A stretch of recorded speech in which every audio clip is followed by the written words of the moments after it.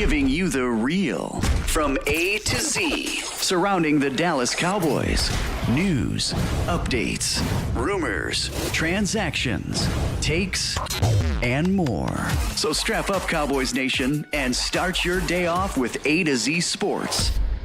Live with Will Steele. 3, 2, 1. Here we go!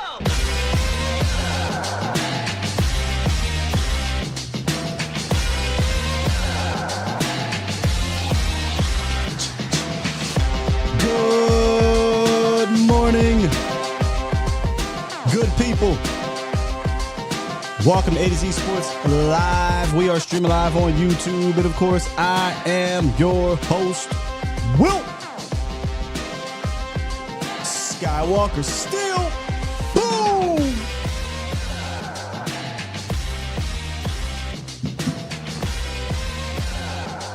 It is time to turn the page to the San Francisco 49ers.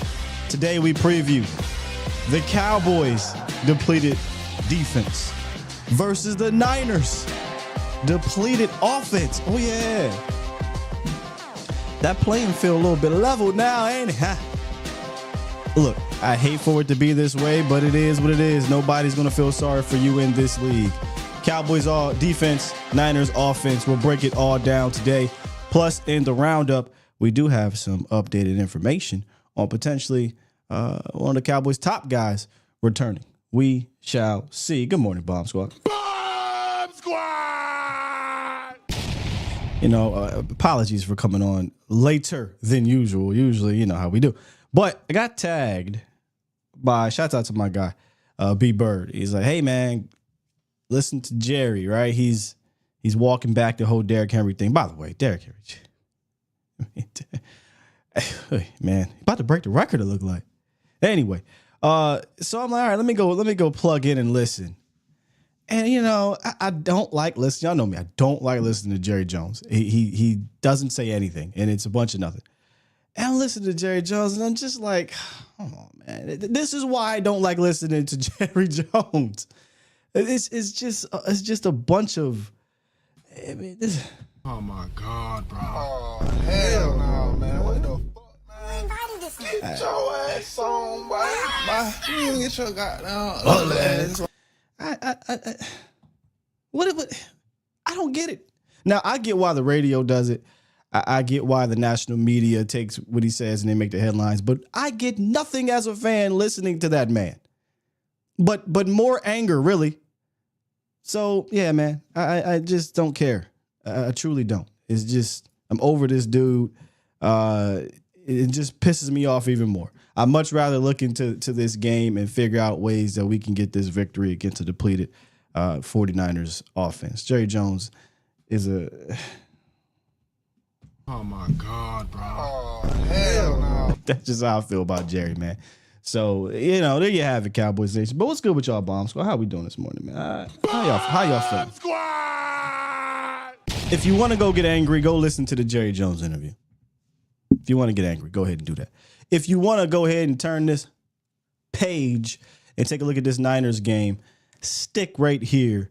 I got you covered. Let's hit this roundup, though, real quick. It's time! It's time! It's time! It's time. It's time. It is time for... It's time for the morning roundup. Round 'em up, boys. Let me talk to you. Yeah! Ooh, Raw was fire last night, by the way. Let me talk to you, Cowboys Nation. So, the Cowboys back in the building, getting ready for the Niners. Tomorrow, when we talk about the offense, one player on offense said something that caught me by surprise, but I guess technically they haven't been in the building, but they're just starting to get ready for the 49ers yesterday. Will Micah Parsons be ready for the 49ers? Well, according to him, he says, my hopes are always high. He's going to put it up to the trainers and the coaching staff, but for him, it's just about getting that sense of explosion back, acceleration, and things like that. One source said it's up in the air for Micah. This was kind of the positive target return date, right? With a high ankle sprain. It's like the 4 weeks-ish. That's on the positive side of things. Someone said they saw Micah the other day. He was limping. If he's limping by the midweek, end of week, I don't think you're going to roll him out there. If I had to guess, the way it kind of feels surrounding it, don't think Micah Parsons is going to be playing this week. So you're likely going to be without your top 4 defensive ends again, but it's something to monitor. We'll see tomorrow's practice. I highly doubt he's going to practice tomorrow, but Thursday and Friday will obviously be the big indications. But right now on a Tuesday, October 22nd, I would prepare for Micah to be out on this one and going in there with your backup guys that you've had the last 3 weeks. That's the way it seems. But the Niners offense, they're not doing too well either. Now, it's so crazy what a couple days can do. 3 days ago, their offensive outlook looks completely different than it looks right now. So let's go ahead and take a look at the San Francisco 49ers, what they're dealing with right now. So we know Christian McCaffrey is out. I mean, they came out and just said that he's been dealing with a litany of injuries that have put him on IR to start the season. And Coach Shanahan already ruled him out. Brandon Ayuk, again, 2-3 days ago, you're like, got to deal with Ayuk. You don't. Ayuk, unfortunately, tore his ACL in that Kansas City game. So Ayuk is going to be out. George Kittle, this one kind of surprised me, is dealing with a sprained foot. He's day-to-day. Now, day-to-day feels like he's still going to play, but hey, he's dealing with a sprained foot is no joke. So we'll see. And then the more serious one here, all jokes aside here, Deebo Samuel's dealing with pneumonia. He has fluid in his lungs, and there's no return date for him right now. So, wow. I mean, not saying that all these guys will be out, but it's very likely they'll be without. No, not very likely. It's definitely happening. They'll be without 2, possibly 3, right? 2 and a possible.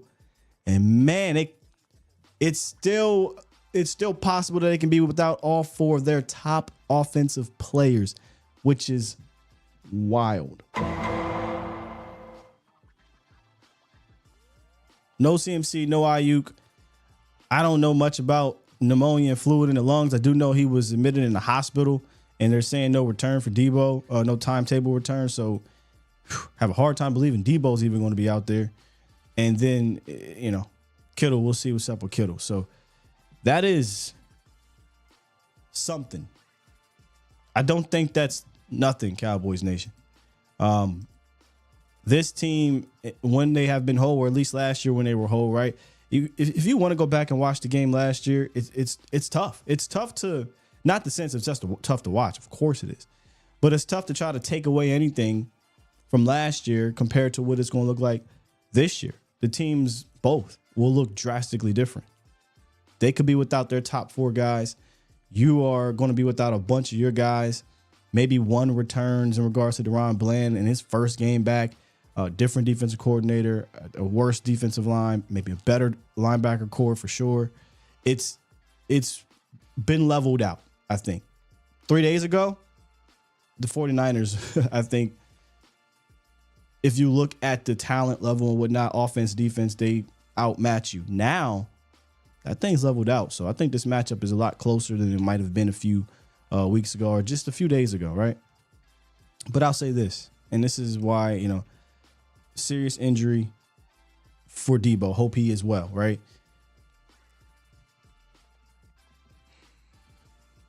Where's my button?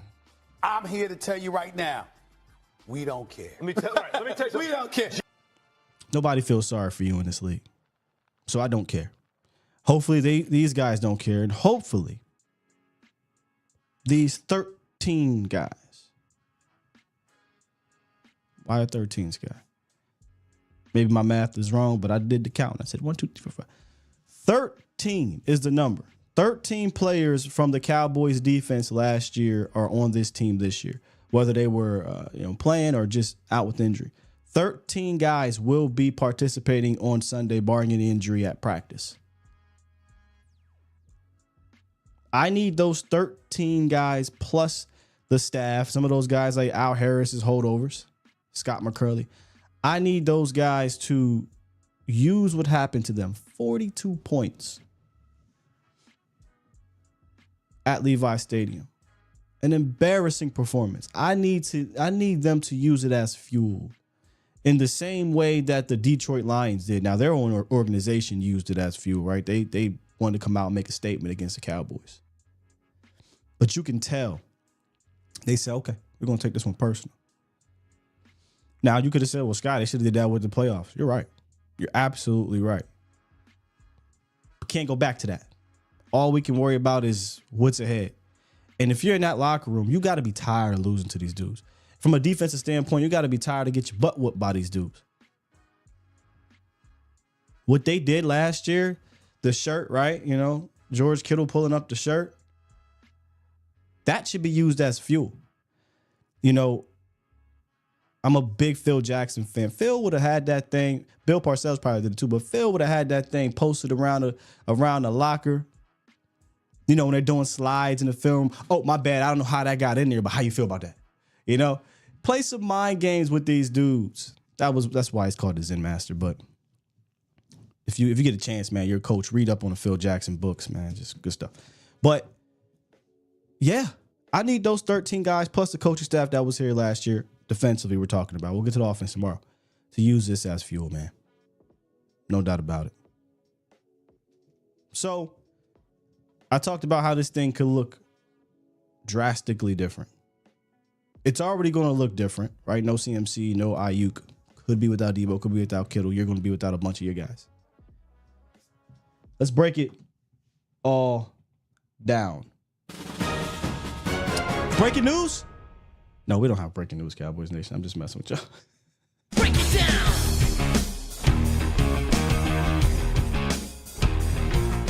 Time to break it down, baby. So here are the San Francisco 49ers in their offense. Not coming into town. You're going out to Levi Stadium. When I put this together, at the time, didn't know much about Debo, didn't know much about George Kittle. What's going to happen with Trent? I don't think Trent's going to get suspended. They would have probably came out and did that already. He'll get fined, though. Trent will get fined. But Goodell, I'm begging you, man. During the show, I'm waiting to hear. Breaking news. Trent Williams suspended. I need all the help I can get, coach. I need all the help. So these are really their mainstay players. Right now, they're 8th in points per game. Nothing crazy, but obviously still decent. But the big one there, 6 in rush yards.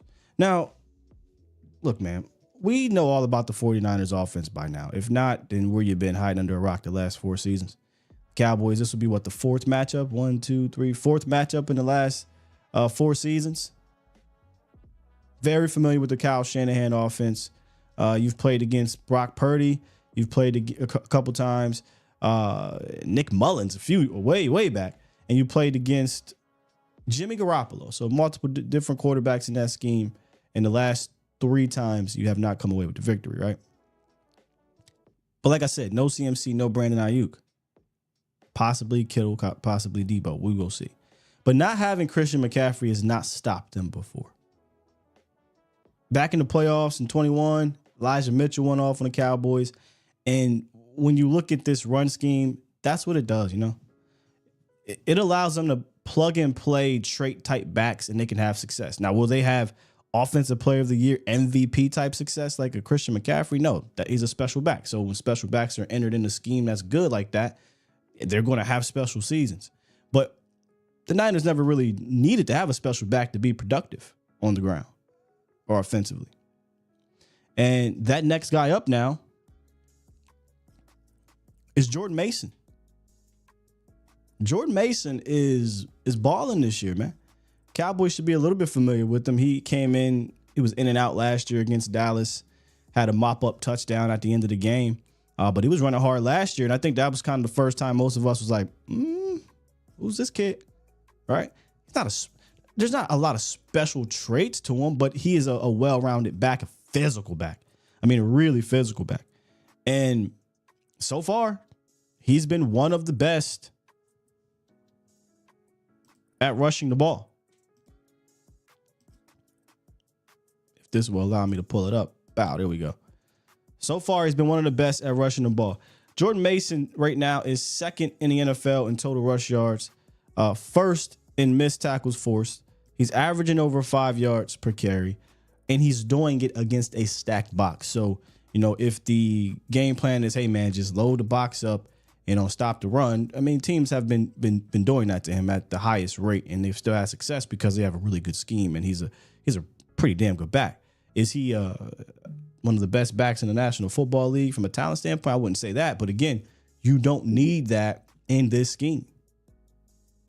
What he is, though, he's tough to bring down. That missed tackle statistic is the one that the Cowboys should be zeroing in on, because the Cowboys have not been a good tackling team. They've been very inconsistent in that manner, and really porous in some games. You have to tackle this dude. Is he going to rip off 80-yarders? Maybe not, but if you don't tackle him at that second level, he might rip off a 50-yarder. He might rip off a 40-yarder, a 30-yarder. And you don't want to get him going, because if he gets going, then this is going to make it easier for the pass game, which is depleted right now. Don't allow a pass game that is not really doing all that well, consistently at least, and is dealing with injuries, get off because you can't stop this guy.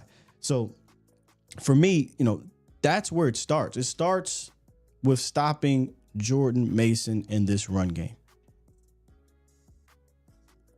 He leads the league in 10-plus yard runs, 15-plus yard runs, missed tackle force, and carries. I'm not sure about yesterday, but he's going to get the rock a lot.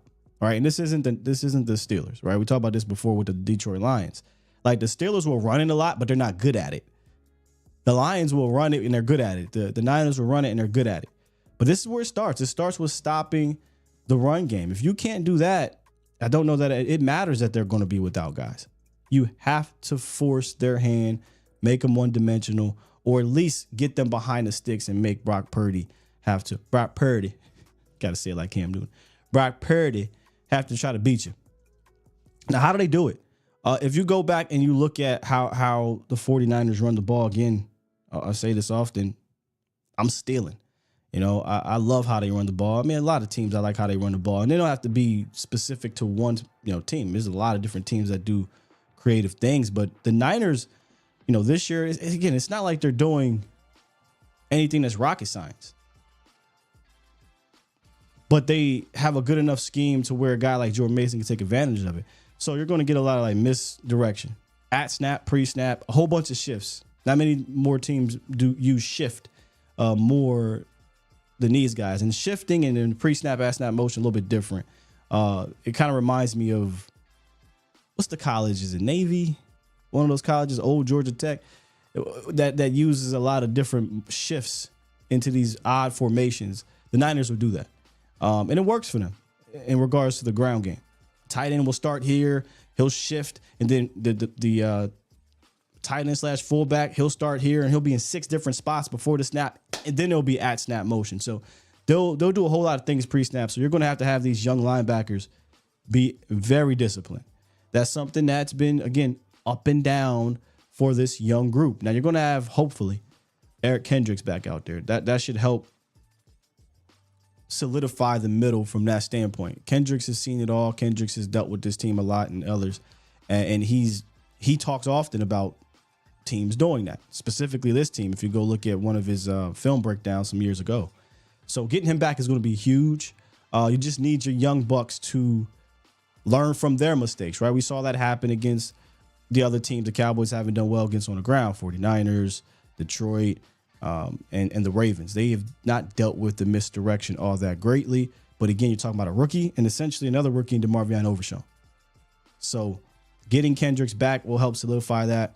And hopefully these dudes don't get caught up in the wind here. Ideally, you would like your defensive line to play a factor in the way, say, the Chiefs did. You just don't have a good enough defensive line for that. So you just need your defensive line to just not get overwhelmed. That's kind of how I'm looking at it. I'm being realistic here.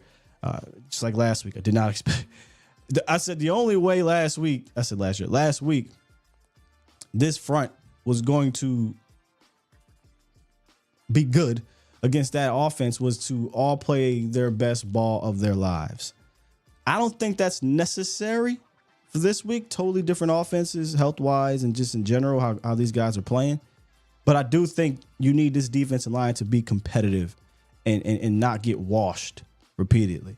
If they can be competitive, allow these linebackers to try to make some plays downhill, and you'll have to get downhill. One thing you'll notice about the Chiefs last week is those linebackers didn't give a damn about all your little eye candy. Getting downhill. Follow the fullback, get downhill. And they were doing that. But they've always done that over there in Kansas City. So a lot of misdirection, a lot of use of the fullback, H-back, tight end as a lead guy, and eye discipline is going to be critical. You have to be disciplined at that second level because especially without potentially all of their weapons, we'll see maybe one of them. Their bread and butter is to get you one way as a linebacker or as a safety, and now you got these overs and you got fitting into the creases of a defense or to the windows of a defense. If you can remain disciplined, force these guys to have to throw the rock, that is your best shot defensively, even with you being depleted. So that's kind of what they do from a run game standpoint. We'll get to the pass game here in a second, but a couple of y'all decided to call in, so let's hear what you got to say. 469, you was on the line first. What's up?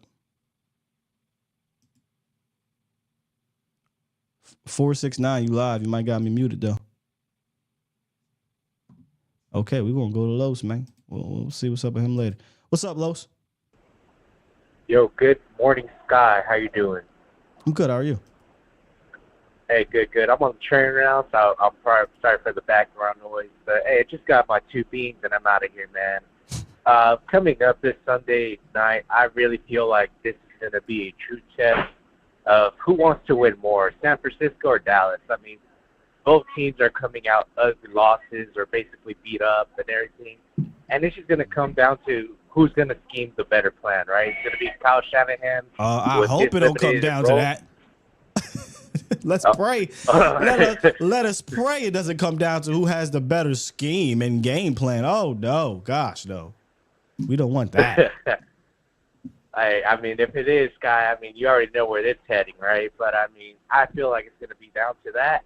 And it's going to be coming down to physicality. Who wants to win more, right? There you go. Yeah, because both teams are beat up. Everyone can win this game. I mean, you can have no Devo, no Ayuk, no Christian McCaffrey. I mean, Trent Williams is already getting frustrated. He's all in his head.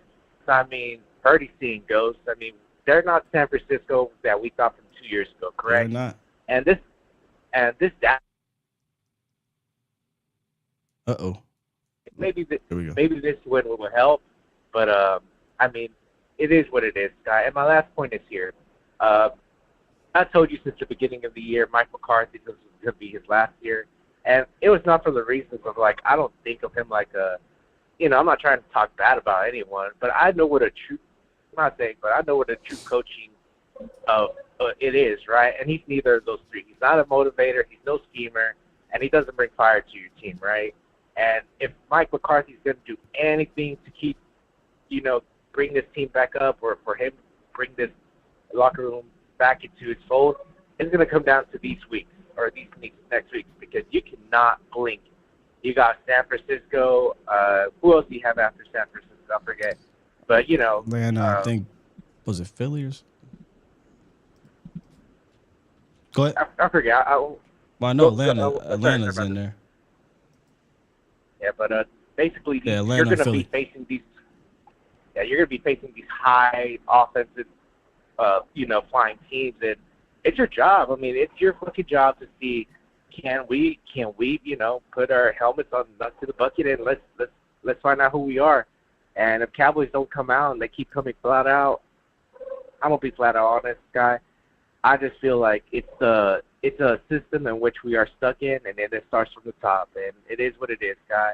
But you know me, I'm DC for life. Let's see what we can change this year. Peace out. All right, man. Yeah,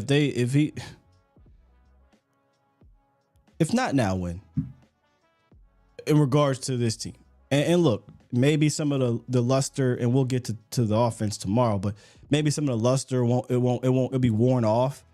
But at this point, it doesn't matter, right? Like, just from a football an inward standpoint, you need to win this game. It would have been nice to whoop on them. It'd be nice to whoop on them with their guys, but it is what it is. It is what it is. We don't care. You know, no one cares that the Cowboys are hurt, so we don't care that you're hurt. So I still think they should take it just as personal, right? Or use it as fuel. You know, but use it as fuel for this game. What has been done to them the last 3 weeks? It starts this week. Get this victory and then 1-0 and move forward. But how they do it? How can they do it? We just talked about stopping that run game, right? That's one of the main things, right? That's the main thing. The main thing. You got to stop the run game. Said that last week. Got to stop the run game. You go up against these teams that can run the ball, you haven't had success. So stop the run game and put the ball in Brock Purdy in his hands. Because without Ayuk, potentially without Debo, without Christian McCaffrey as a pass catching weapon, that's a serious thing. And we'll see what's up with George Kittle. Yeah, bro, finna turn back into a pumpkin. With all due respect to your Brock Purdy. So, interesting thing about the Niners this year, man. Even though they're healthy, when they were healthy, they haven't been getting separation either. We've been talking about separation for the Cowboys. The Niners ain't getting no separation either. And it's strange because this scheme usually does that. But last year they were 10th in separation target separation. This year they're last. Cowboys are second to last. But I thought that was very interesting. And I kind of noticed throughout the weeks, and I thought it changed, and it has not changed. Tight window throws, guess who's 1 and 2? Brock Purdy, Dak Prescott. Brock Purdy, Dak Prescott. But something's going to have to give on Sunday. Brock Purdy has thrown 7 interceptions so far, and majority of them, it's not like he's, just getting pressured. I mean, he's just throwing picks and clean pockets. And the Cowboys have not gotten a lot of interceptions or turnovers. They only have 5 turnovers right now. They have 15 turnovers at this point last year. So if Brock is going to give you a shot at some turnovers, you got to take advantage of them. When you go look at some of his picks, though, a couple of them that I noticed in regards to the safeties getting the picks is just defensive backs, safeties in general, making good reads. You know what they're going to do. You know they love to do these type of over routes, scissor routes. They love to try to put your safeties in a blender or your linebackers in a blender in that intermediate to deep area. And Brock is going to throw the ball. He's just going to throw it there. You have to be heady and make the play on the ball. Can't drop the ball, Malik. All right? Can't do it. So something's going to have to give. The Niners are worst in separation, and the Cowboys are tied for 5th in average target separation given up from a defensive standpoint. So we're talking about, what's that, immovable force and what's the term, y'all? Like, something is going to have to give here. Another interesting thing about the 49ers and Brock Purdy from a protection standpoint, we all know about Trent Williams. By the way, I like Puny. He's one of the rookies they moved at guard. But their offensive line is not some juggernaut of an offensive line. You can get pressure on him. In fact, if you look at PFF, they have him as the quarterback who's given up the most sacks, the most QB responsible sacks on the season at 9. There you go. Movable force and unstoppable force. One of the two. But he's given up, or he's credited for 9 sacks, and he's top 5 in QB responsible pressure. So Brock Purdy can get pressure. What I'd like to see is if you got to get them into these third and behind the sticks, right? 3rd, 6, 3rd, 7, 3rd, 8, 3rd long. I'd like to see Zim dial back up the double A gap mug look, right? We got a chance to see it, a sack on Jared Goff in the red zone when the game wasn't out of hand just yet. It was 17-3, which the way your offense playing, it might have been out of hand. But And they got a sack, right? They showed 7 at the line of scrimmage. They peel back 1, blitz 6, and you got an easy sack. You can do that, right? You can blitz him in that manner. You can get some pressure, and this is something that I've been thinking about. You guys can let me know how you feel. Without Ayuk, without Christian McCaffrey being a threat in the backfield, probably without Deebo Samuels. They'll get back Juwan Jennings, who's technically been their most productive receiver, but I don't think Juwan Jennings is the same caliber. Good player, though. I think you kind of want to keep him in the pocket. And I say that because you might look at Brock Purdy, if you ain't really watching Brock Purdy, and be like, oh, well, pocket quarterback. Nah, Brock scrambles. He likes to get out that pocket, and he can make plays. He can buy time and make something happen. I don't think he has a bunch of his playmakers out there to be able to do that. But what's one way to get some minuscule Garyon Conley or Bell? Ricky Pearsall's back. Man, he's back, right? What's one way to get these dudes going? Play breaks down. Now I'm playing above the 2.3 and I'm moving around and Ricky Pearsall breaks loose, right? Because we're not getting the pressure or we're not containing him in the pocket. I'd probably keep him in the pocket in this game.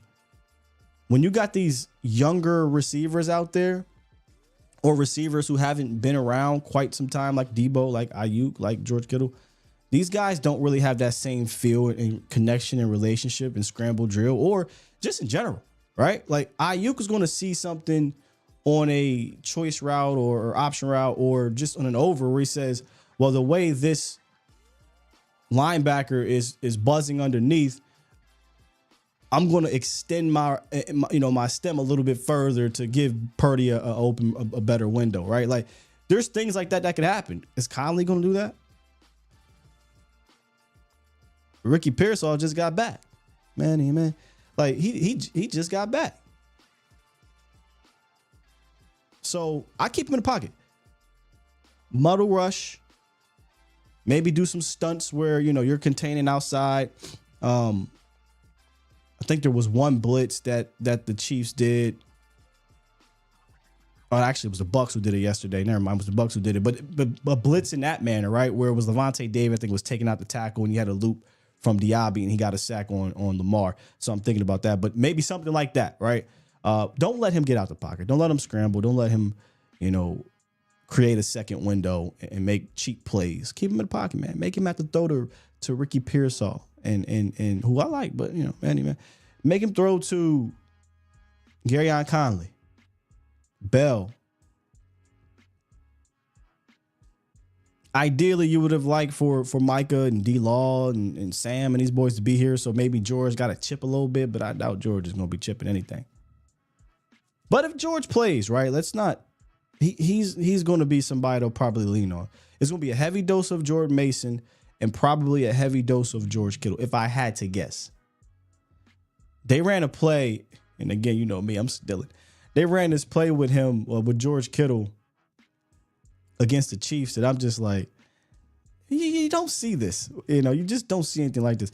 They start off in like a split back formation, George Kittle on one side, I think Jordan Mason, whoever the running back was, on the other side.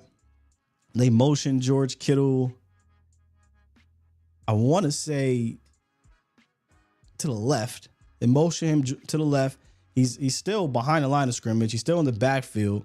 And right at the snap, right, they kind of create this stack with the receiver, it's maybe Bell and George Kittle. The receiver runs off the safety, and George Kittle just runs a 9 route. And I think it was Justin Reed, the safety, who was expecting George Kittle to sit, right? So he kind of stops and gets ready for George Kittle to do an in route, out route, something that a tight end would do. Nope. George Kittle runs a 9 and gets wide open. And if Brock Purdy puts that out there, that's 6 points. But he didn't. He kind of hung it up there. George Kittle makes a contested catch, and it's a 41-yard gain. So, if I had to guess, if Kittle plays, I feel like they're going to scheme him to rock a lot in this game. They have no choice.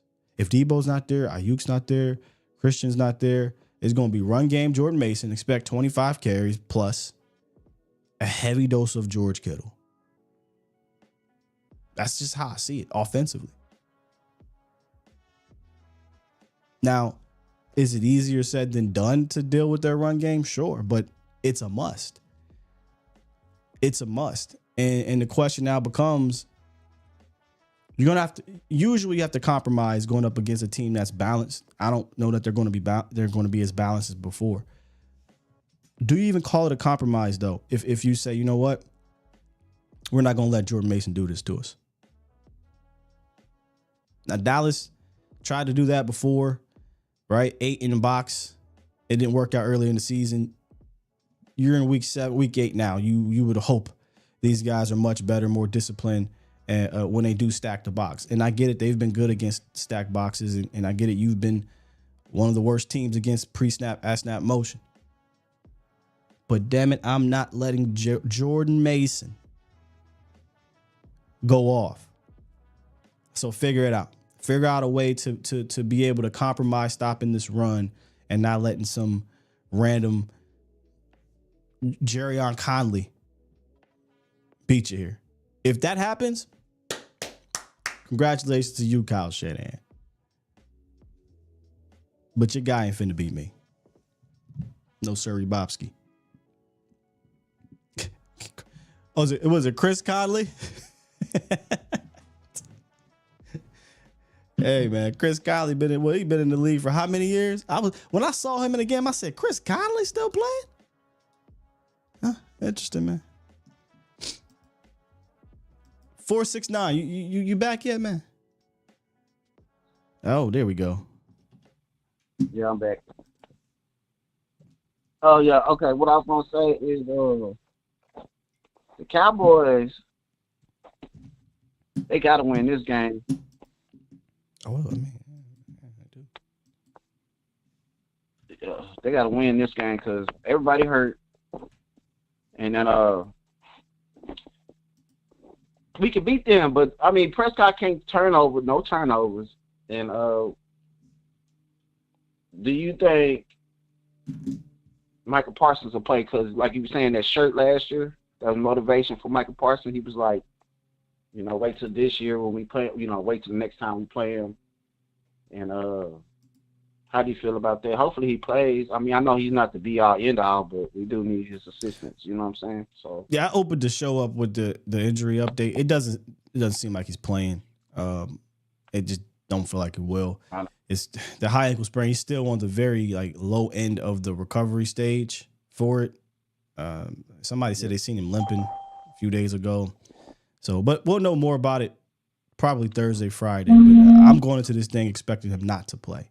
But in regards to the shirt, yeah, I mentioned that. There's 13 players that are definitely playing on Sunday that was a part of that whooping last year where George Kittle, scored 3 touchdowns and lifted up that shirt. So I need those 13 players to take that, use that as fuel. Be pissed off about it. I need the staff to, because that's what I said. Do what the Lions did. The Lions used that loss in Dallas as fuel from the coaching staff on down. They said, we're going to go out here and make a point. I need those 13 players and the coaching staff to be pissed off about what happened to them last year and with George Kittle doing the whole, F you Dallas or whatever it was, F Dallas or something. Yeah. My thing, do you think Glenn's going to play? DeJuan Blair? I don't know. We'll see. We'll know more about that again tomorrow. I thought he was going to play the other week, but he had a setback. So, when he had that setback, that kind of concerns me a little bit that, okay, if he had a setback, ramping up to play, what if he has another setback? So really for me, it's just come game day, we'll see. Hey, I got to say something. I don't like how how the Jets, they be boasting them up, and they sorrier than us. They don't get on TV. Who's boasting the Jets? And they don't get. Because I'm just saying, they pick all the players want to go to. Nobody wants to come to Dallas for some reason. I don't know why, but everybody gets traded to these teams that they want to get traded to, and then they come on, and then they get their ass beat. Sorry for cussing, but they get their butt whooped, and then Monday morning, Aaron Rodgers up there looking like he's all sad and stuff, and like, man, you sorry too though, but they don't cut them down like they do the Cowboys. You know what I'm trying to say? Next week they'll be blowing smoke up the Jets, but I'm just saying it's kind of like scripted, kind of, because them teams that everybody wants to win and they don't win, they still try to hype them up. They got a whole show on ESPN. The host likes the Jets, so everybody kisses his butt, and then the Jets still lose. I'm not trying to get on the Jets. I'm just using them for example. It's just, you know, but all the veterans want to go to these different teams, and I didn't. It's not like the NBA. It's kind of like the NBA. You get to pick where you want to go these days. You know, is that the trend instead of trading for, you know, how it used to be like that. But nowadays you can pick to where you want to get traded, and you don't perform. You still don't perform. You know what I'm saying? So it's kind of messed up. You know what I'm saying? We don't ever get no good players. I am crying because my team sucks right now, but I want them to win, right?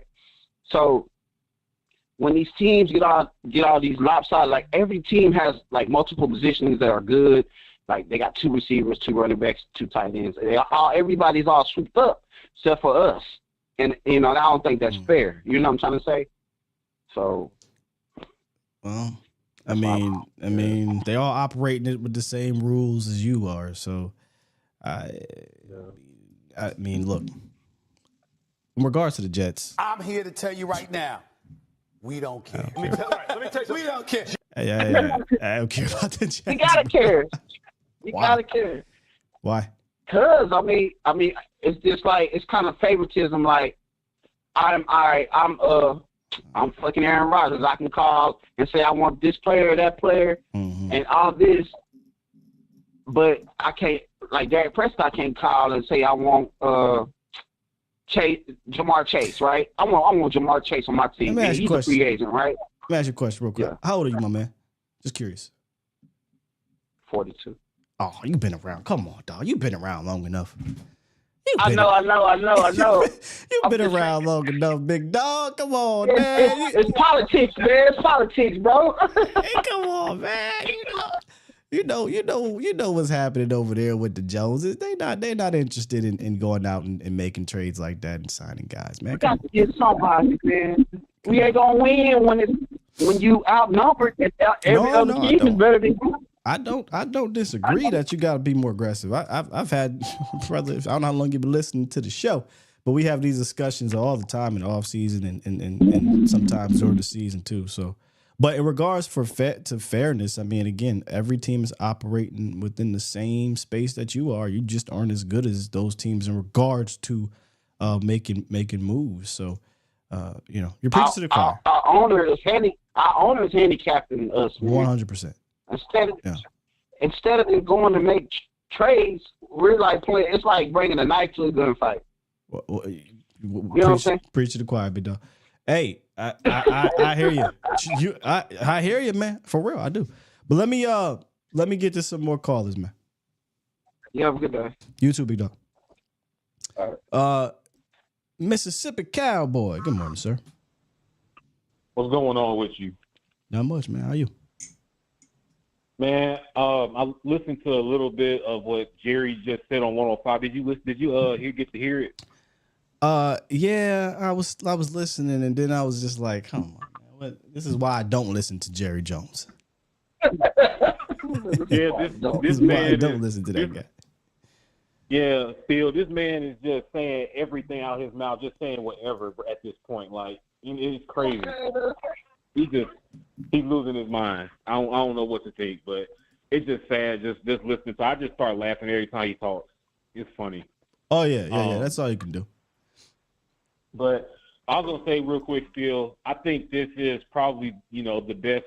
This is the best time to beat a 49ers team, and this is probably the year that you want to beat a team like them, in my opinion, because they've had our number, the last couple of years.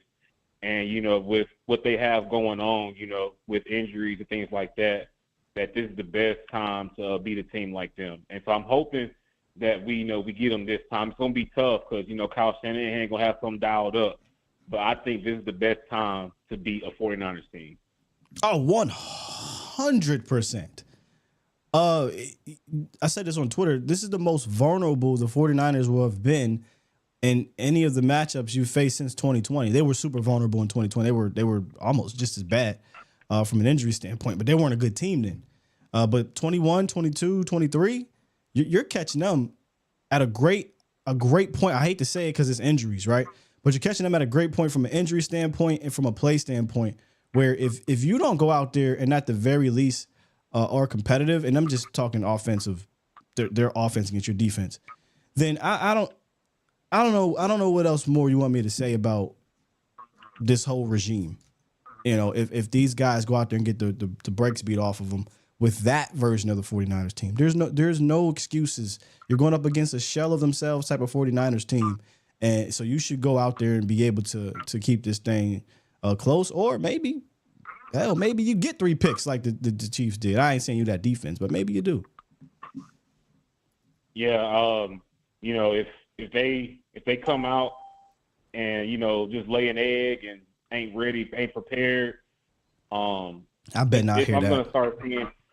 I'm gonna start seeing that it's a lot of more stuff going on like that we don't know about. I feel like I better not hear that again, man. I done heard that too many times from Zim and McCarthy in regards to preparation and panicked and didn't expect and all this. I'm done hearing that. Yeah. Yeah. Well, I'm about to go still, but it was good talking to you, man. Yes, sir. I'm gonna enjoy the rest of the show. Yes, sir. Appreciate you, man. Boy, I'm looking at just the temperature via Twitter. Oh, brother. I can't wait to just sit back and listen to. See, y'all know me. I don't really care about Jerry like that. But there are a lot of people who do, and I actually like to listen to some of their opinions on it. Today, I'm kicking back and I'm listening because my man's was going. He was saying some things today, boy. Oof. All I can do is just. I heard that part though too. I'm listening. I'm reading something here. I ain't gonna bring it up, but I did hear him say something where he was like, "Did he just call out Mike?" Oh, that's interesting, man. 346. You live. Hey, what's going on, Sky? Good morning. What's up? Good morning. Hey, Sky. This is the week, Sky. This is the week, man.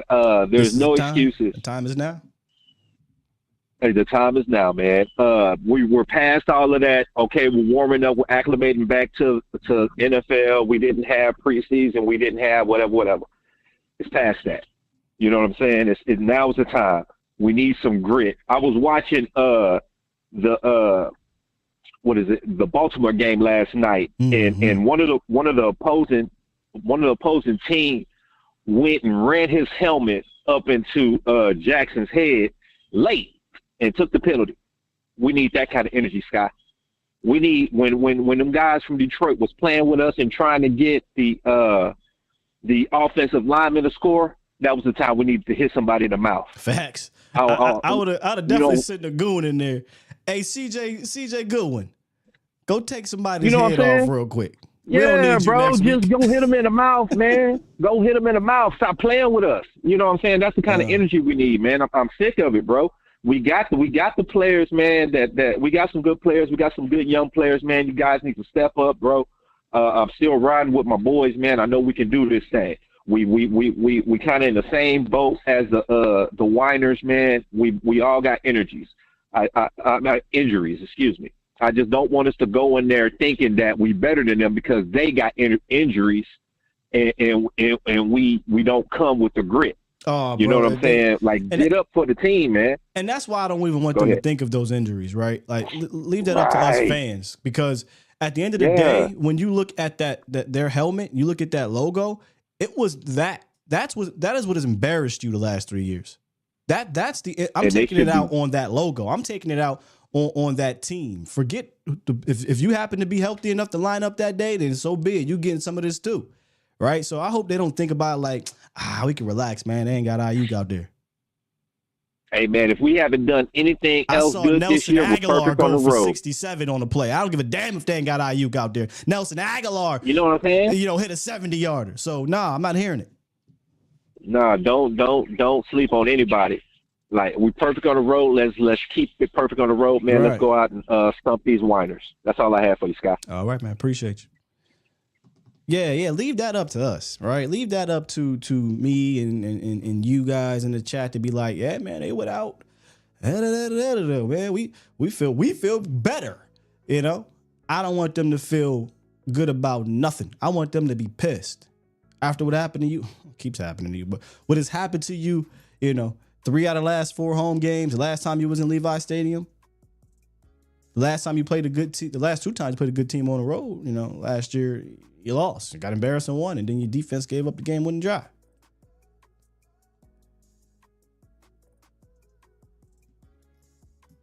Not hearing none of that.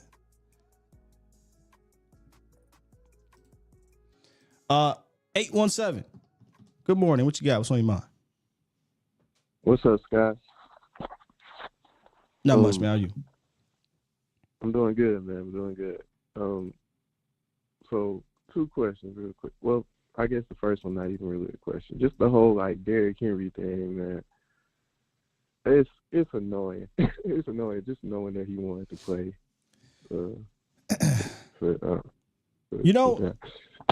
But either way, hold on real quick. Stay right there. Stay right there real quick. Let me talk to you. Let me talk to you guys about, because the Derrick Henry thing is fascinating, because there's no doubt in my mind. We shouldn't even have to say this, but he's an upgrade at the position, right? Like, there's no doubt. He clearly would be a better running back in here than any of the guys we have. But there's also 2 truths, right? He wouldn't be on pace to be the all-time leading single-season rusher here either. That's for damn sure. The Ravens' offensive line has gotten better as the weeks have went on. They also have Lamar Jackson, who's a running threat. Again, I talked about how when they signed him, I'm like, man, this is kind of a cheat code to have Derrick Henry and Lamar Jackson back there, and it's starting to play out to that. So, yeah, he might have not been as good here. That's for sure. But he damn sure would have been better than what you have. And I don't want to go to this Jerry stuff. But to hear him come out here, and I don't know why they're asking him, first of all. They probably shouldn't even be asking him this because he's on another team, and this is just don't do this. To hear him come out and say, well, cap. This is why Cowboys Nation. This is why I don't like listening to him. I don't listen to his son. I'm not listening to him because he always want to throw around cap. If you want to give me, hey man, we just don't think he would have been a good player here or whatever, sure. But if you're going to throw around, he didn't fit in our cap ramifications, I'm not buying it, Jerry, because you have a 3rd string quarterback taking up the same amount of cap that you went out and traded for without talking to your damn coach. I'm not hearing it, bruh. But anyway, my bad. I didn't mean to hijack your call. Go ahead. Yeah. I mean, it's just. And it's not even just that it's Derrick Henry. It's like if you would have got somebody. Yeah, because you have to be Derrick Henry. Joe Mixon is over in Houston. Joe Mixon in Houston, balling out this year. And CJ Stroud got 80 yards passing. They still able in to the game. Yeah. If Dak Prescott had 86 yards in the game, we're getting the brakes beat off of us. The brakes, bro. Yeah, even even just Saquon, he changes. He literally the Eagles, changes the Eagles. I was like, man, I mean, you put Saquon behind that offensive line, you just knew he was going to have a good year. Unfortunately. Yeah, he's probably gonna have the best season he's ever had. But, easily, yeah. But I did want to ask, if Cowboys lose on Sunday, is Mike McCarthy fired? I think it depends how. Because, again, I gotta bring up a Jerry. Jerry brought up Jason Garrett changing the team at 1-7. I thought, why would you say that publicly? Okay, interesting. But if they get whooped like they've been getting whooped at home, how does he not get fired? Yeah. But I don't think that happens. I don't think the Niners are equipped. They shouldn't be as equipped as they've been the last few years to do that. So I would say no. If they lose a hard fought tough game, he ain't getting fired. Okay. All right, that's all I got. All right, man. I mean, that's right? Like, if he goes out there and they get 38 to 9 or something, like, you got to make the wholesale. Like, you got to make the change. Maybe you don't believe you have to, but I would. You cannot keep having these blowouts happening. I don't give a damn who's lining up.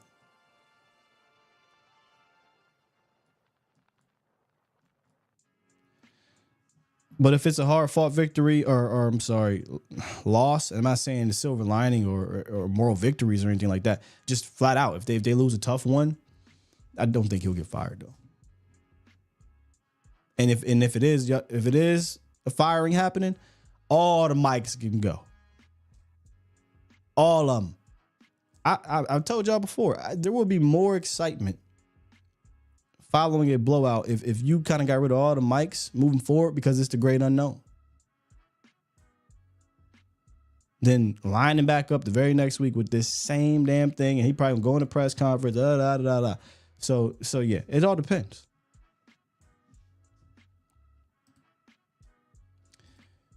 Cowboy Mike, good morning. What's on your mind? Man, what's going on, man? I need you to play your Dr. Phil music in the background, bro. Play who? Dr. Phil music in the background. Oh. I need some counseling, bro. You gotta talk me off this cliff, man. I've been on it. But I've been a Cowboy fan, man. 46 years since I came out the womb, man, in the family. My grandmother, man, was a diehard Cowboys fan. It's just, man, I'm in the place right now, bro, where I just don't know, man. I ain't never been in this place as a Cowboys fan where I'm like, what are we doing? This is a debacle, man. Well, the blowouts do that to us, man. You know, when you get blown out so much, it's just it does this to you. Like what you're saying, you just don't know what to make of this. If it was even calling you, man, your voice is everybody's voice is just we all just like what is happening. It's the unexplainable, man, and we have no control as fans. We can explain it for sure, but it's just we know the problem. Yeah, but, we can explain. It's just that I think the answers, right? Like, is there enough? Are there enough answers to fill all these holes that are being poked in the boat, right? You fill one hole and then another one's popping up. You fill another one's popping up. Is there enough holes to keep this thing from sinking? We're gonna find out on Sunday. Especially on the right and left side. Like the right side gets to lean and the right tackle can't do nothing. Then the left tackle, we helping him. We ain't got enough. We can't even help these dudes. Like we can't even be smart enough to help them and draw up a play to make our players successful with the skills that they got. We'll talk about the offense tomorrow, but I don't know if you saw the show yesterday. You've got enough plays that you've had success with that you can lean on to form an identity. The problem is for the last 2 seasons to start the year, you have not had an identity offensively. You don't know who you are. You don't know what to lean on. And for as many issues as you have had with the offensive line, you've still been able to move the ball. You've still been able to get in position. You still have had plays that have been successful with those same dudes out there. And you're not going to have not all teams, not even the top offenses have all pro offensive lines or what have you. They have average offensive lines too sometimes. So, that's no excuse to me, man. I seen you do it once, twice, 3 times. Yeah. Then lean into it. It's not like you rolling out there Derrick Carr's is it Derrick or what's the one Carr from the Texans? One of the Carr brothers offensive line. Derek Carr, the younger one. No, Derek the younger one. It was the other Carr. Yeah. The older one, yeah. He was Houston back in the day. Yeah. Hey, but yeah, man, I got one more thing, and I'm going to take it off the air, man. This is what I noticed. I went back to Pittsburgh because I'm just searching for a positive. I did not want to say negative. And what I noticed was, man, when Rico Dowdle runs the ball, we have more energy. So maybe, just maybe, that's the key. Use Rico at least 15-plus carries. And we might have a shot, bro. That's all I got, man. Y'all be easy, man. Cowboys Nation, love y'all, man. Stay positive. Salute. Peace out. Yeah, Rico's, I mean, at this point, if you're not going to bring in other backs, that's what you got. That's your guy, right? Like, he's obviously RB1, and you got to lean into it. At this point, week 8, are we in? You probably got to take off the, I don't want to say training wheels, but going into the season, you talked about all this committee thing, and then you clearly didn't really truly want to run a committee. They don't even know how to do it. You tried it. It's not working. Would prefer to go get more talent. Would prefer for you to switch some things up. Again, tomorrow, tune in. We're talking about the offense against this Niner defense. Somebody said something very interesting in that offensive room that hopefully is a positive in regards to the run game. Teaser. But we're at week 8. You clearly aren't going to use Zeke in that manner, and that's probably not a bad thing. He should just be used for really what he was here to do, you know, goal line, short yardage type of situation. But your lead back is Rico. Do you risk an injury guy getting injured? Sure. But you have forced your own hand here. You forced it. So now you just live with it. And if something happens, hey, Dalvin, it's your turn, right? Like, I would imagine that's the next thing that happens. It'd be Dalvin Cook, but who knows with this team. This whole run game to me is so depressing.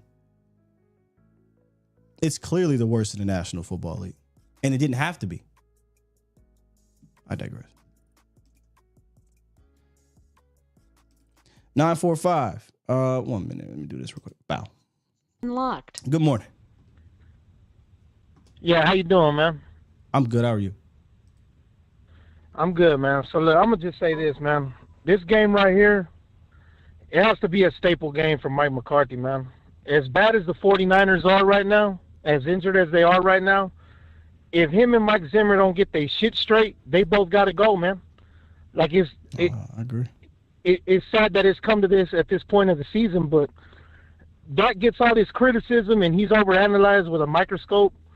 When you have Aaron Rodgers going 2-5, Joe Burrow 2-4, people that'll take those quarterbacks over Dak, but they don't look at the real problem, man. The real problem is Stephen Jones is the director of player personnel. Now, if anybody's out there thinking that guy deserves that position, y'all smoking.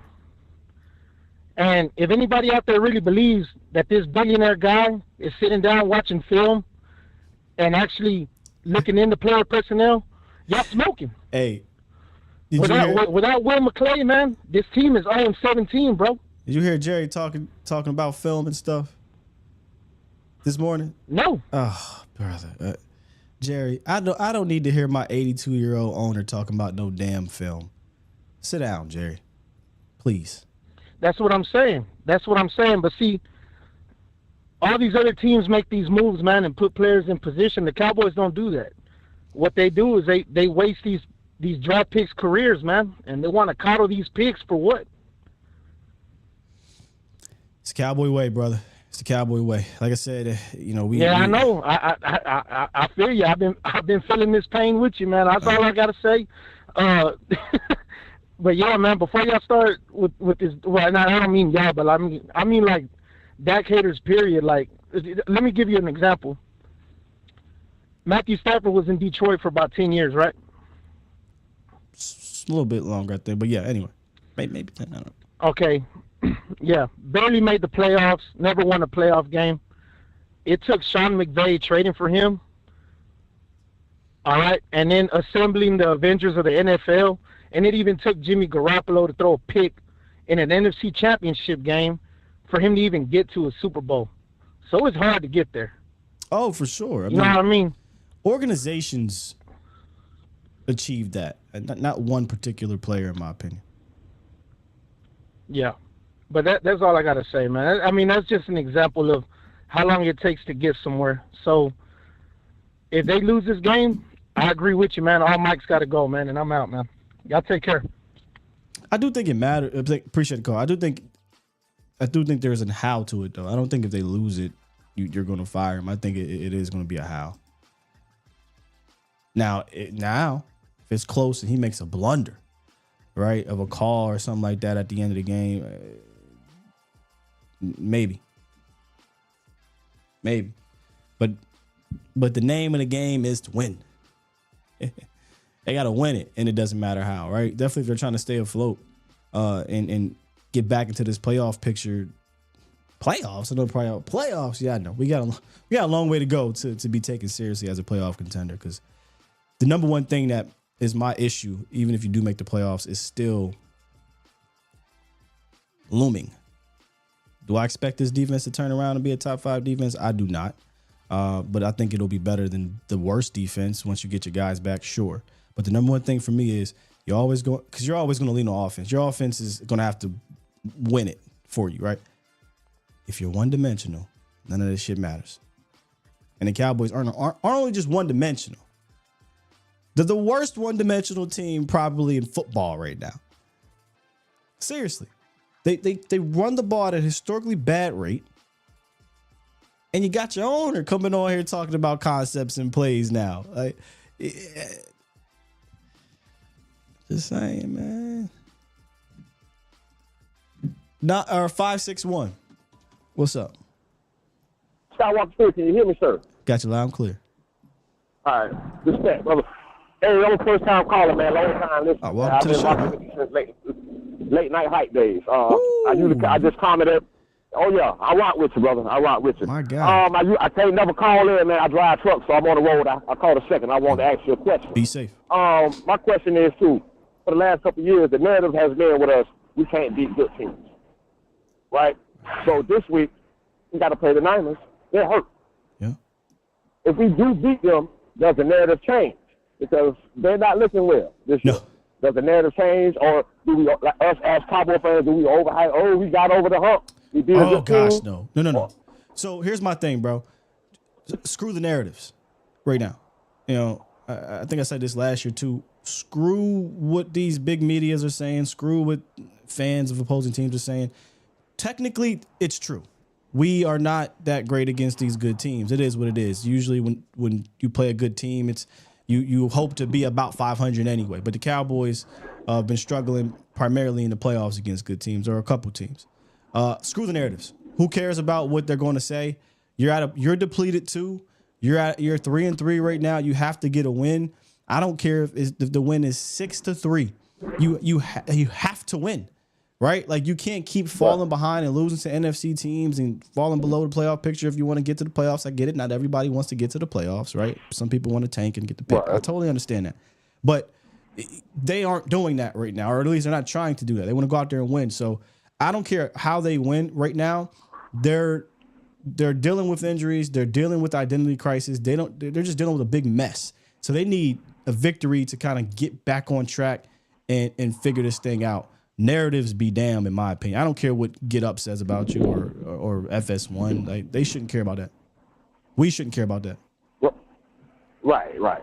Okay, yeah, man. Because I'm down here in Florida. I'm down here in South Florida, man. I'm struggling right now. See, I'm old school, kind of like you. I'm an '80s baby. I've been rocking with them since I was about 7 years old, and I'm down here fighting with these boys. You know, I'm in Florida. I got all these New Yorkers down here, and I'm fighting with them. But I don't got to the point where I don't want to fight with you no more. Because I'm getting to the point where I don't believe myself. I don't even believe in my team. I love my team. Dog, you're a realist. It's hard. It's getting hard right now. You know what I mean? Like I come in this year, we're gonna win 6 games. You being real, bro. It comes to a point where if you accept what's happening with your team, you'll be able to when you're speaking to opposing fans, you'll be able to be out there and feel free. Now, if you would have talked, shit talker fan or whatever, a friend or fun, there's nothing you can do, bro. You just gotta take it. What can you possibly say? There's nothing you can possibly say right now. You just have to take it. And unless you want to, a lot of Boomer fans would be like, 5 rings. Man, I stopped saying that so damn long ago. I might have been in high school the last time I was bringing up 5 rings. Like, come on, man, that's so played out. But there's nothing you can really do. You just got to accept who your squad is, live this thing week to week. If they get this victory, I'll be at the cubicle talking shit. If they lose, don't come bother me. That's just the way. That's just the way it is. Yeah. You got to take it on the chin. You got to take it on the chin. I got one last question for you, brother. And I'm gonna let you go. And I'm gonna go back and listen to you. Yeah. How do you feel about this season, man? Like, I'm drawn out this year. I don't feel like we can go out and make a trade. We're not gonna make no trades. I'm stuck on that. Jerry's not doing that. No. He's not doing that. You're not making no trades. You can talk about whoever you want to. We're not going to get nobody unless they play in the XFL. Point blank, period. So, how do you keep being a Cowboy fan, brother? How do you keep that going? But this is all I know. That's all I know. That's all I know too. Down in South Florida, man, I'm a football coach. I've been coaching the last 15 years down here. You know what I mean? I coached Lamar Jackson in the offseason. Oh, wow. He's down. You know what I mean? I coached it. I helped him out. Like, I know him personally. Like, I'm finding myself leaning towards Baltimore. You as a Cowboy fan, and you deep into this thing. Y'all deep in it. Y'all just as deep as me. What can you say to me, man, to try to help me stay with my team? Because I stopped throwing parties at my house. I used to throw parties for every weekend for the game. I don't want nobody to come to my house no more because I'm disappointed. Coming into the season, we did absolutely nothing. I feel like the Joneses are trying to set my quarterback up for failure. Point blank, period. They're going to let him take all. They're going to give him nothing. Bad scheme, average players around him, and going to expect him to just pull the cat out the hat. You know what I'm saying? Like, expect him just to do everything. And when he fails, all the blame is going to go to him. And they're just going to sit back. Oh, well, you know, at the end of the day, you know, like, so how do I stay sit back? Because I don't like them setting them up like this. Because I believe in Prescott. When everybody's getting, I believe in him. Well, you ain't even got. You ain't even got. I'm one of the guys that I wanted him to leave. I wanted him to leave so he can go get his respect. You know what I mean? Because they disrespect him. It's not even about his play. It's just flat out disrespect. So, you got anything for me, man, to help me out, brother? That's it. I appreciate you. I'll call in again. I'll go by the name of Florida Cowboy if you ever see me in the chat, man. I'm going to sit back and listen to you. I appreciate it. Florida Cowboy. All right, man. Appreciate it, man. These are the phone calls that Jerry needs to listen to. These are the phone calls. Unfortunately, my man, I don't have any words of encouragement to keep you as a Cowboy fan. I'm not the type of. I don't jump ship. That's just for any of the teams I root for in sports. It's just never been me. I don't know how to do that. There are fans that are fans of players that they become attached to. They move around. Mostly NBA fans do that. I don't know how to leave. Right? Like this is all I know. This is. I'm a diehard fan of the team. I love this team. Do I love the ownership? No, I don't. I love this sport. But this question is coming up a lot. Not just from you, from a lot of fans, from some former players. Jesse often asks the question, like, why are we more loyal to our sports teams than we are to, like, our significant other? It is a very interesting question, right?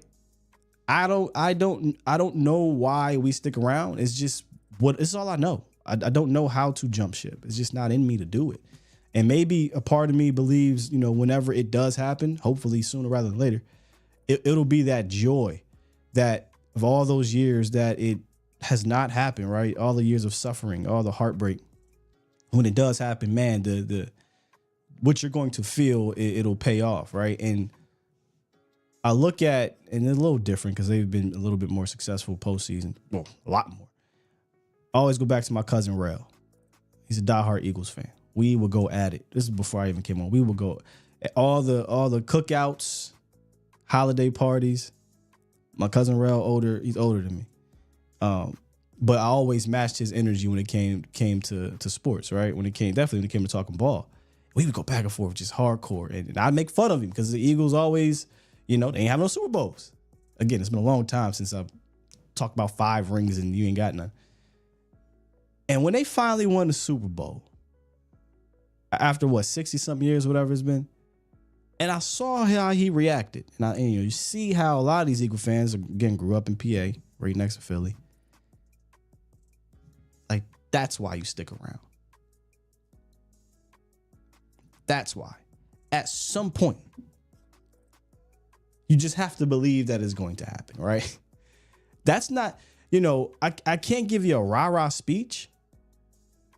But when you see the reaction from, God forbid, Eagle fans winning it, or just even Kansas City, they hadn't won a Super Bowl since what? Super Bowl 2 or something like that, whatever it was, 3, 4, 5. It was forever. That's why I stick around. Bengals fans, tears of joy getting to the Super Bowl for the first time since like 85. At some point, it'll happen. Hopefully, I'm not in the grave. But those are the fans Jerry needs to listen to. People who, eat, breathe, sleep Cowboys football are ready to go. Are ready to go. And the main change they're asking for is for you to make a sacrifice, Jerry. It's you. Come have a seat, man. Tell your son to come on, have a seat too. Go give him the real estate. Tell him to book the Jonas Brothers and stuff. Do I think it's a coincidence? We'll see how the rest of the season plays out. That there's a different energy in DC since they got rid of their owner? I don't think it's a coincidence. I'll leave it at that. Yeah, man. I'm loyal. Some may say to a fault to this team, but I don't know no other way. I don't know no other way.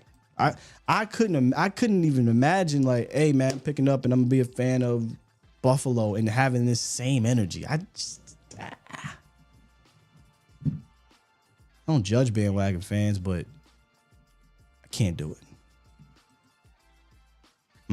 Guru said Jerry doesn't even understand our loyalty. He understands this part of our loyalty. All right. See, Steven said it's hard, man. Got me thinking too. That's true, AG. I'm not responsible for people's loyalty. You're right. I don't have any words of encouragement for real. I'm sorry, Florida Cowboy fan, if I kind of pushed you off the ledge here. That's not my intention. I could just only speak for how I move. Like, I'm gonna be honest with you. If now, don't get me wrong, in the career, you may be called upon to cover a different team in this lane, in this industry. Now, it's different with social media and what I do. But if I was a professional journalism or a professional, analyst, what do you call a reporter, whatever? Hey, if I was one of them, whatever, right? But I'm not. I'm allowed to cover the team I love full time and give you and present to you what they won't do via the big networks. And I think that's special. I think that's unique. But I can promise you, I wouldn't have this same fire for Jacksonville right away. I got years built in this, man. Just giving it up just feels wrong to me. Just feels wrong. And we'll leave it at that. Let's see. Big A said this shit's sad, bro. It's rough, man. It's rough out here in these Cowboy streets. I think we good here. Yes, we are good. Anyway, man, today's and I know Jerry kind of hijacked it a little bit with his interview today, because it was his first interview coming back since what he did last week on The Fan. But mostly today, we kind of went over this Niners offense and why I think the time is now to get your lick back from a defensive standpoint. Yes, you are hampered. Yes, you're dealing with injuries, but so are they, maybe more than ever. And this is the time. Now, my one worry, I'm not going to lie to you, is that Kyle just schemes the hell out of this thing. And we've seen when teams have schemed up against your team, like it's been a struggle, man. Ben got you. Kubiak got you. Baltimore got you. Kyle is known to scheme some things up, so I'm not going to write him off, but this is the time for the Cowboys defense to get that lick back, man. It could be worse, could be Cleveland. Mark, there was a time where we were saying could be worse. Could be Detroit.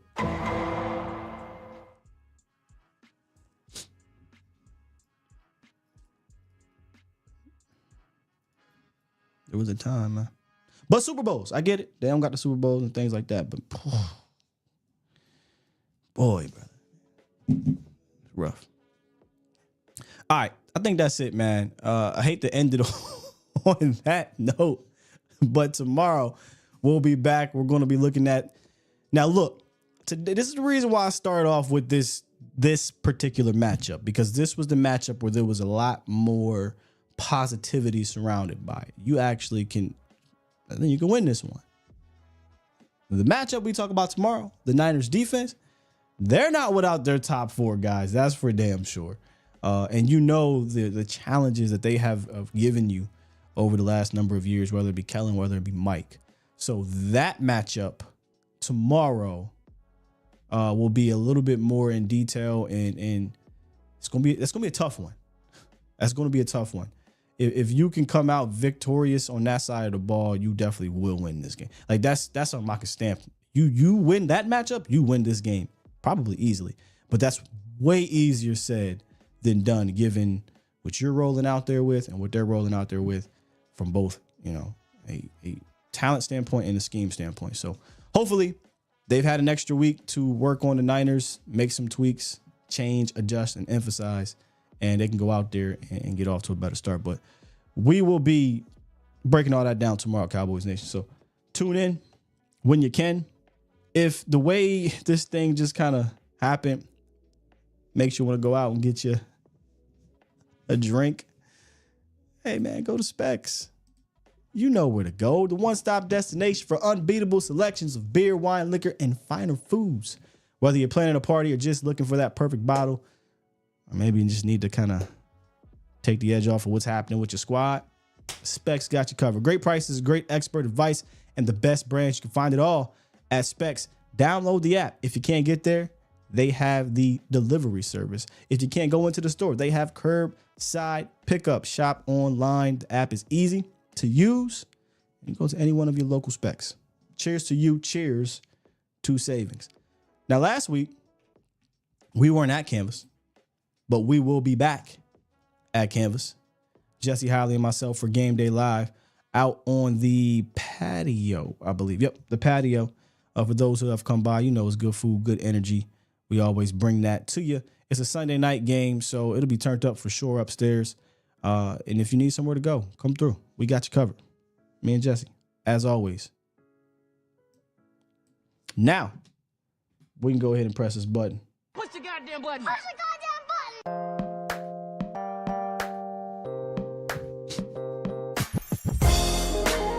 Thank you, AZ. Hopefully the tide turns. The tide turns, right? But boy, they make it rough on us. They make it rough. See you tomorrow. We out of here. Peace.